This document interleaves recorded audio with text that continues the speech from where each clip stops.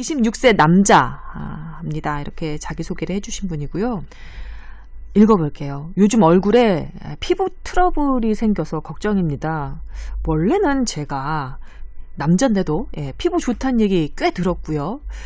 여드름, 뾰루지 이런 건 사춘기 이후로 거의 나지 않은 아마도 배꼽 같은 피부를 자랑하신 남성분이신가 봅니다. 그런데 요즘 인중 근처나 이마에 여드름, 뾰루지가 슬금슬금 납니다. 제가 생각한 원인은 여름이라 땀이 많이 나서 혹은 면도를 거의 매일 해서 담배를 끊어서 이 정도인데 두 분 생각은 어떠신가요? 그리고 얼굴뿐 아니라 팔뚝이나 등에도 뾰루지 같이 여드름 비슷한 게 나잖아요. 그 원인은 무엇이고 또 어떻게 치료하고 관리하면 좋을지도 말씀해 주십시오. 적어주셨습니다. 일단 그 여드름이 이마에 났는지 아니면 얼굴에 났는지가 되게 중요하거든요. 이마는 얼굴이 아닌가요? 그러니까 이마와 이마 밑에. 정확한 지적이셨습니다. 네, 저는 언제나 정확함을 추구합니다. 이마냐 아니면 눈썹 밑에 났느냐. 이마에 난 거는 다른 여성이 우리 대상자분을 좋아하시는 거고요. 뭐예요? 난 그 얘기 할까 설마 내가 진짜 그럴까 나는. 진짜 어떻게 좀 해주세요. 임원장님 친구분이시잖아요. 우선 좀 정색하고 정색을 하고 우선 사실 의학적으로 얘기를 하면 담배는 핀만큼 여드름이 더 나는 걸로 연구 결과가 돼 있어요. 근데 이분 담배를 끊어서 여드름이 난다고. 이거는 오판인 거죠. 네, 본인의 생각이신 거죠, 그냥. 그리고 아까 얘기한 대로 한의학적으로 보면 조금 이 내용이 나와 있어요. 궁금합니다. 예. 이게 한의학은 이렇게 상초, 중초, 하초 이렇게 나눠서 이렇게 얘기를 하잖아요. 그래서 입 주위에 이렇게 여드름이 나요. 이분은 인중에 나신대요. 그래요. 그래서 이쪽 주위로 나면 여자 같은 경우에는 그러니까 아래쪽 기능이 안 좋은 걸 얘기해요. 네. 생리 때가 된다든지 생리 전 증후군이 있다든지 그래서 생리 전에도 꼭 이쪽에 나요. 네. 그리고 젊었을 때 사춘기라든지 열이 많은 그 시기가 있거든요. 네. 그때는 이 위로 난다고 돼 있어요. 그러니까 인체가 열이 많이 몰리는 상황에 따라서 이렇게 또 구분을 해서 표현을 하긴 합니다. 뭔가 화농성 뾰루지가 난다는 건 열이 올라왔다라고 해석을 하나 보네요. 근데 열은 한의학에서 열하고 의학에서 얘기하는 염증하고는 좀 비슷한 개념이긴 해요. 약간 다르긴 하지만 열이 있을 때 염증이 있고 이런 것들이 동반이 되는 걸로 돼 있거든요. 그래서 또 염증이 생겨서 이렇게 골무면 그 주위가 또 뜨거워지긴 하잖아요. 그렇죠. 네. 같이 있는 거라고 보시고. 근데 제가 볼 때 이게 인중에 이렇게 하는 거는 여름에 땀 많이 흘리고 하는 것 때문일 건데 피지 분비도 많아지고 이게 땀하고 피지 분비가 섞여가지고 모공이 막혔을 때 보통 이렇게 염증이 생기거든요. 네. 그러니까 이거는 덜 씻었다는 것 같다는 느낌이 듭니다. 여름에. 예. 그럼 자주 씻고 여름에 땀을 흘렸으면 사실은 우리 화장실 잘 돼 있잖아요. 가서 세수 한 번 더 하고 피지가 좀 많이 나왔다 싶으면 지성 피부라고 하면 좀 비누나 이런 걸로 해서 좀 깨끗이 얼굴을 좀 씻었으면 남자들 잘 안 씻잖아요. 예. SBS 분들을 저녁 좀 만나잖아요. 땀 냄새가 참 많이 나요. 그 대표적인 분 혹시 친구분이십니까? 나이 고하를 방하고 그리고 저는 임원장과 저는 남자랑 같이 붙어 있는 걸 대단히 싫어해요. 저는 임원장과 절대 같은 옆에 밀착하게 앉지 않습니다. 그래도 눈에 보이는 거 보이는 거잖아요. 예, 향취가 느껴지는 것도 느껴지는 거잖아요. 꼭 밀착해야만 그게 관찰 가능하거나 냄새가 맡아지거나 그런 건 아니죠. 두 분이 편이세요? 아니 우리 떠난다는 떠날 사람 먼저. 원래 그랬잖아. 원래 그래서 두 명이 항상 두 분이 저를 공격하고 그랬었는데 그러지 맙시다 이제. 가는 마당에 쭉 밀고 나가보죠. 이분의 질문이 하나 더 있습니다. 얼굴뿐 아니라 팔뚝이나 등에도 뾰루지나 여드름이 나는 경우가 있는데 원인 그리고 처치 방법 궁금하다고 하셨네요. 보통 이렇게 여드름이 나면 우리 여드름 치료제들 있잖아요. 네. 그런 그 여드름 치료제들인데 사실 그거는 조금 약간 독한 약 중에 하나라고 생각을 해요. 저는 개인적으로. 먹는 약이요? 네, 먹는 약이요. 네. 효과 참 좋은 것 같아요. 싹 없어지는 경우가 많거든요. 네. 근데 그 약을 오래 복용하거나 이랬을 때 좀 문제가 되긴 합니다. 예, 그래서 그 불법적으로 사람들이 또 거래를 하기도 하고요. 그 약은 여드름 약. 여드름 약 얼핏 기억나기로 네. 뭐 임신 가능성이 있습니까? 뭐 이렇게 물어봤던 것 맞습니다. 같기도 한데요. 그게 네. 가이드라인에 돼 있어요. 임신 어떻게 되죠? 그게 한 달인가?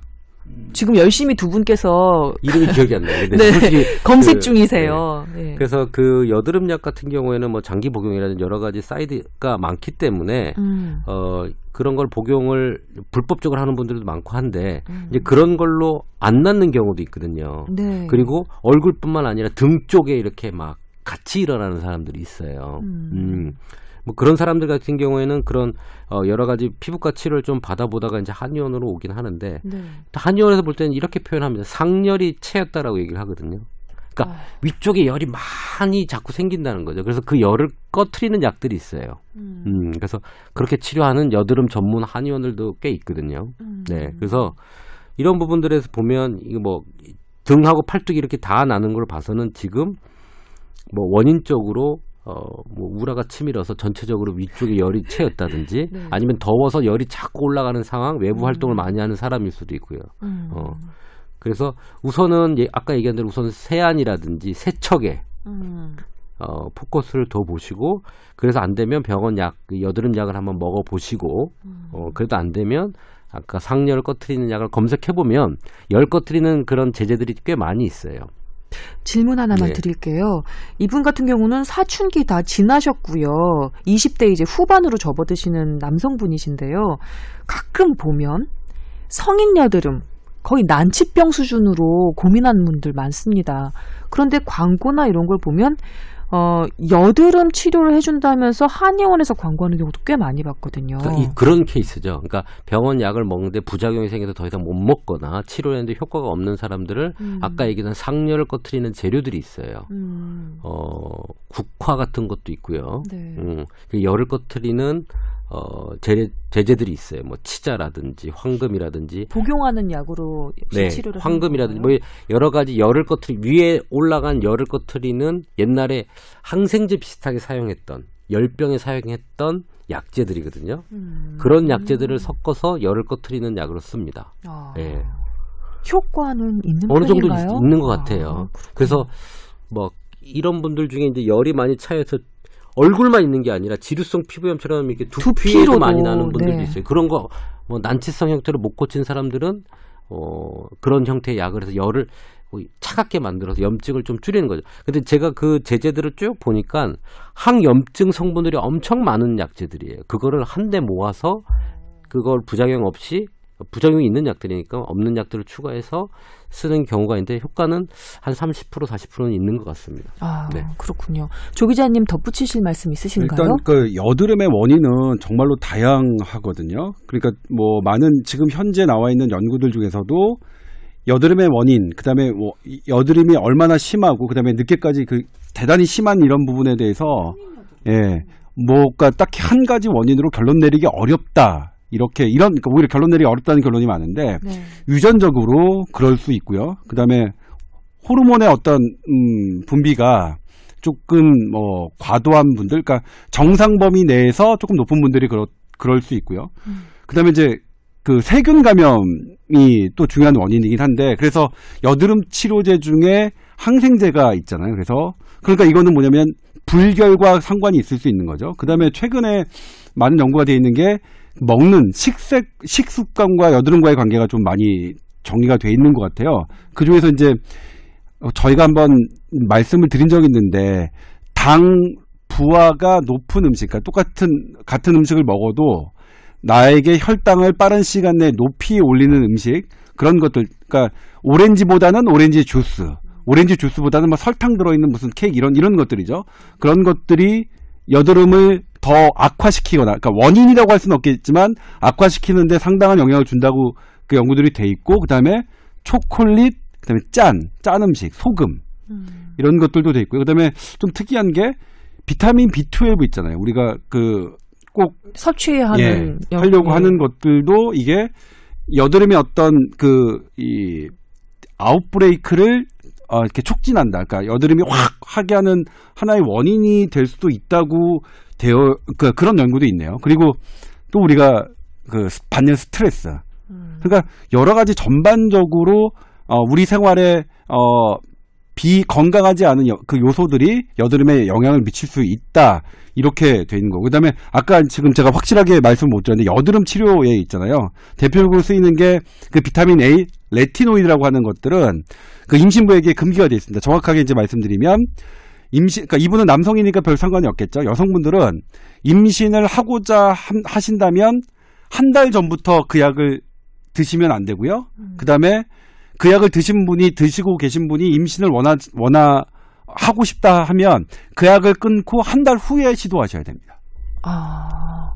그건 혹시 기형아 출산 위험 네, 때문인가요?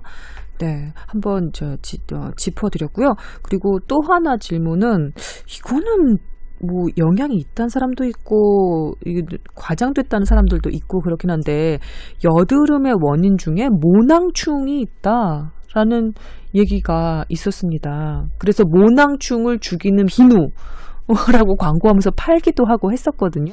뭐랄까요? 피부 안에 기생하는 어떤 벌레라는 식으로 현미경 사진까지 이렇게 첨부를 해서 그걸 죽이는 비누가 있고 또 그걸 사서 사용을 하면 여드름의 효과를 볼 수 있다 이렇게 광고하는 기사를 본 적이 있었거든요.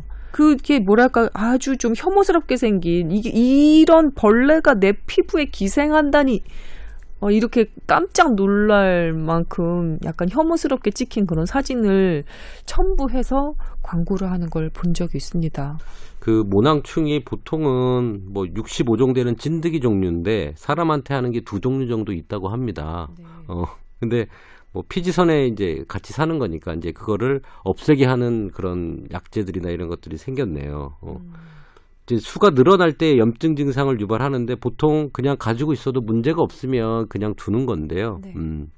뭐 이렇게 염증처럼 쫙 퍼져나갈 때 이게 우리가 여드름처럼 하나 두 개 생기는 게 아니라 이게 전체가 붉게 변하고 피부의 병변을 만드는 것 같네요. 예. 근데 뭐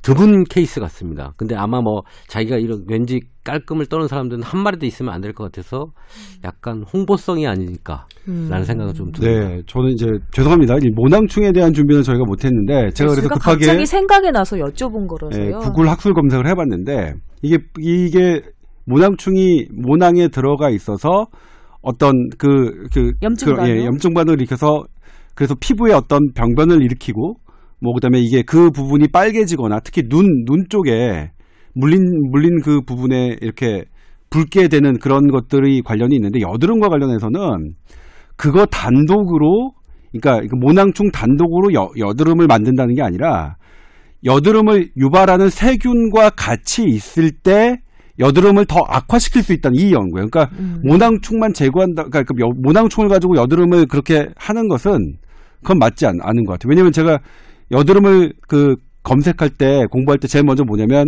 우리 대한의사협회에서 그 건강 정보 사이트가 있거든요. 그러면 거기에 딱 저희가 해가지고 기본적인 우리 지식을 제가 1차적으로 얻는데 거기에 모낭충이라는 단어가 등장하지 않아서 그래서 제가 이제 모낭충에 대해서 공부가 덜 돼 있었는데 지금 급하게 찾아보니까 모낭충이 여드름을 일으키는 원래 일으키던 세균과 결합했을 때는 그런 연구가 있긴 하지만 이 모낭충 단독으로 여드름과 이렇게 긴밀한 관계가 있다고 하기에는 근거가 좀 부족한 것 같아요. 그래서 모낭충을 제거하면 여드름이 없어진다라고 하는 광고는 사실 좀 제가 보기에는 마음에 안 드는 광고.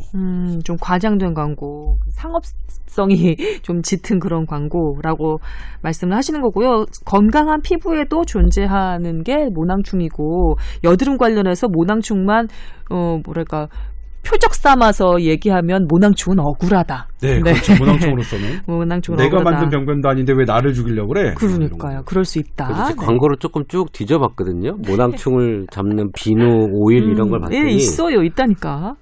거기에 들어간 천연 재료들을 보면 뭐 청대, 황연, 황백, 황금 아까 제가 얘기했던 그 청열 조습약이라고 하거든요. 한의학에서는 열을 꺼트리고 습한 거를 뭐 말리는 약. 근데 그런 좀 항염증제가 많은 성분들을 천연으로 넣어서 뭐 해서 모낭충을 잡는다라고 돼 있네요. 근데 이거는 제가 볼 때는 약간 과장이다. 과장 느낌이 좀 듭니다. 네, 알겠습니다. 두 분의 의견은 나름대로 공통적이네요. 뭐 여름에 피부 관리, 이게 뭐랄까, 저 선크림도 발라야 하고, 땀도 좀 많이 나고, 그래서 피부 트러블 나는 분들 꽤 있으실 것 같습니다. 이번 얘기가 그런 분들에게 좀 도움이 됐으면 하는 바람이네요. 일상생활 하다 보면 얼굴이 간질간질한 느낌 있을 때 있잖아요. 네. 그게 혹시 모낭충일까요? 그래서 그 사진만 보면 자꾸 이게 연상이 되고 안 떠나네요. 자꾸. 예, 제가 괜히 말씀을 드린 모양입니다. 하지만 뭐 이제 틀림없이 궁금해하는 저도 뭐냐면 분들이 계실 혹한 게 것 같아서. 뭐냐면 하게 되는데요. 이런 게 이제 사실 뉴스 아이템, 우리 옐로우 뉴스에 되게 좋은 아이템이에요. 일단 그러니까, 사진만 봐도 사람들이 혐오스럽거든요. 그러니까 공포심을 유발하는 것은 상당히 좋은, 사람들이 이제 보고 공포 영화 보는 게 이제 무섭지만 이게 뭐 이렇게 보잖아요. 그런 것처럼 공포를 일으키는 뉴스 소재는 되게 좋아서 뉴스 소재로 딱 삼고 나중에 하지만 크게 뭐 이런 식으로 막 적당히 딱 하면 좋을 것 같다는 생각도 드네요. 한국을 떠나기 전에 모낭충 한번 기사로 달아보시겠습니까? 못 떠날 수도 있겠다. 네, 예, 여튼 뭐 궁금해 하실 것 같아서 모낭충 얘기까지 한번 언급을 해드렸습니다.